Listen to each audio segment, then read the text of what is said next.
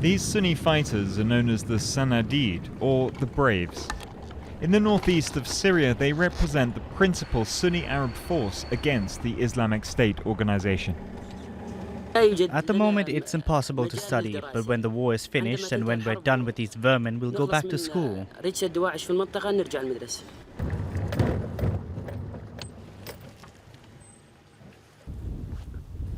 With the jihadists close by, clashes happen almost daily.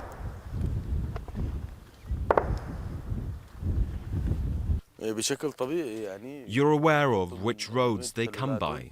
They come in through the valleys.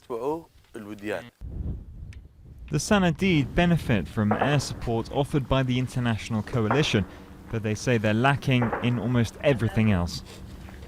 We're lacking in water. The lack of electricity causes problems when we need to recharge radios.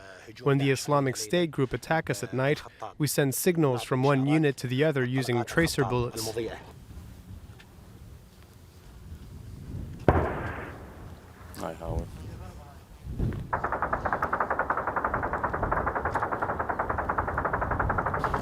Is this position under fire? No, it's the next one.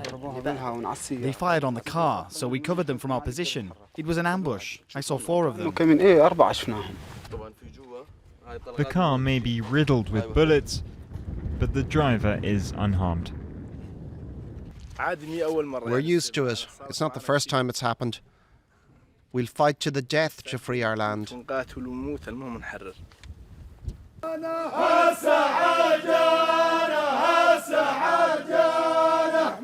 Sanadid belong to the Bedouin tribe of Shammar, which has around 3 million members across the Arab world.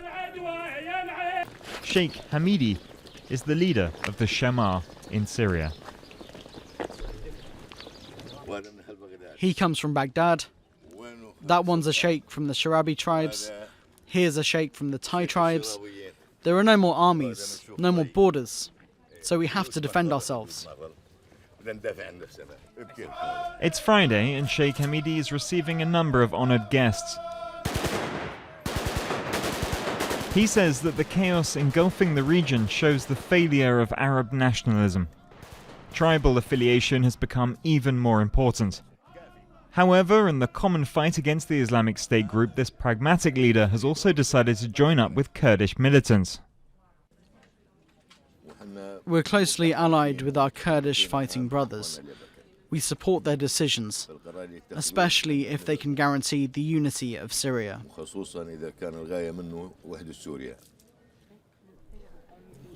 However, the Shammar often come in for criticism by other Syrian rebel groups.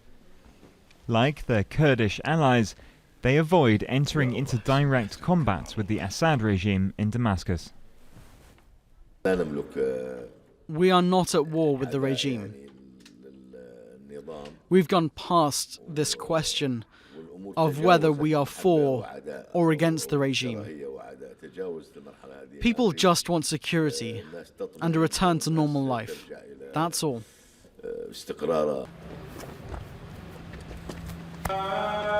Hamidi and his men see the Islamic State group as a bigger menace. The Sheikh says that his Bedouin ancestors had already fought against fundamentalist followers of Islam back in the 19th century. You can't apply strict principles from centuries ago to our times. We were on the verge of forgetting Wahhabism and all the horrors we suffered. But this new wave of fanaticism is the worst of all. These days they're more savage than ever. The Sanadid currently counts around 4,000 fighters, but even they were not completely immune to the Islamic State group's propaganda. The leaders of this training camp for new recruits say that early on in the struggle, some of the younger Shammar went over to the other side. Some of the youth joined up out of greed, a desire to enrich themselves. Some were recruited by force, others were brainwashed and started believing the illusion of the Islamic Caliphate. The Sanadid are proud that they've managed to rally enough young soldiers to their own cause. They believe that only Arab militia like themselves are able to take back and hold land from the Islamic State group, Their days are now spent preparing for the next battle, which is never far away.